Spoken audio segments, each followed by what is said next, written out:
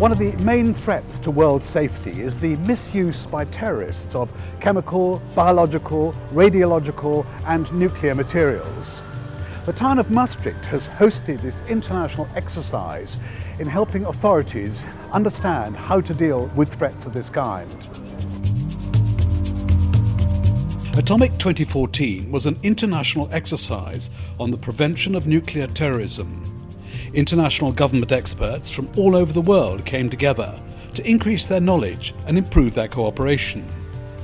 Radiological and nuclear security, crisis communication, law enforcement, cybersecurity, forensics and emergency management were the central disciplines that featured in the exercises. So each year, starting from 2009, we have organized an international exercise, again part of our CBRNE program. The overall purpose is nations who are here to learn from each other, to learn collaboratively and bring all the information and all the experience they have gained through going through the exercise, going through the scenario, bring back to their home countries. Atomic14 was organised by the Dutch National Coordinator for Security and Counter-Terrorism, known as NCTV, and the Dutch Ministry of Foreign Affairs. They were supported by the Netherlands Forensic Institute, the Dutch Ministry of Economic Affairs, Interpol and the European Commission, and also by UNICRI, the EU CBRN Risk Mitigation Centres of Excellence, the International Atomic Energy Agency and Europol. Now, I've just been inside to take a look, and what I've got to explain to you is that many of the delegates are from the security services, and so much of their discussion has to be in secret. And this means that we're limited in exactly what we can report. However, what I can tell you is it was called a tabletop simulation exercise.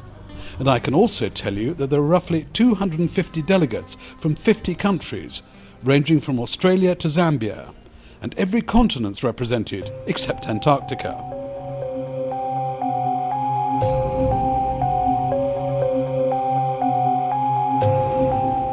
Well, dealing with the CBRN issues and also dealing with the improvised explosives, it's an international threat, it's an international risk, it's an international item. So not only you have to deal with it on a national basis, but you have to also seek for collaboration and cooperation at the international scale. Well, the rehearsal should be done, of course, when there is during peacetime. So we have regular exercises on an international level, but also internal exercises within the Commission. The internal exercises deal more with the operationality of the systems, the communication network itself, and then there are also simulated accident exercises once a year with either the Commission or also together with the Atomic Energy Agency. And those are played fairly realistically? And they are very realistic. And there's a well-known saying in Latin actually, but I'll translate it. If you want peace, prepare for war. Because what we've seen in this exercise is a game, but played very seriously indeed. The players play their real-life roles, but based around an imaginary but realistic scenario. And different things are given to them, different information. And the focus on the whole thing is preventing any kind of terrorism if and when it happens.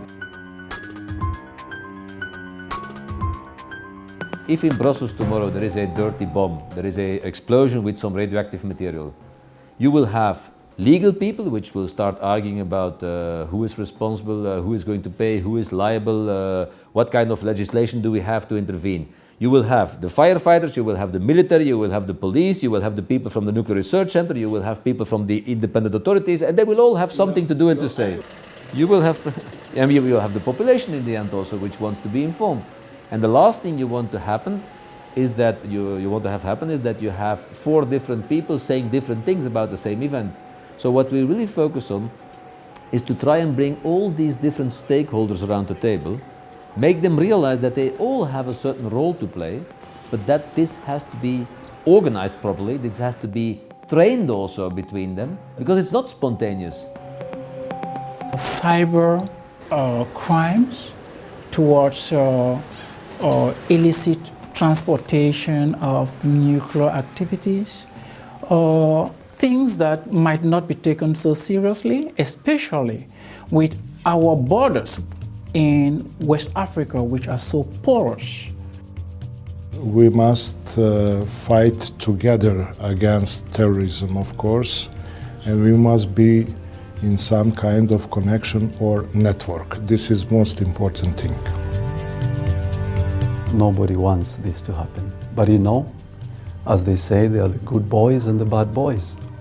While the bad boys are planning, the good boys must plan too.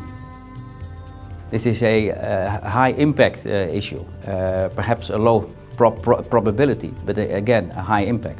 So everything we can do, and we are successful in doing so, to prevent those things to happen, real incidents on radiological nuclear incidents, that's a great benefit.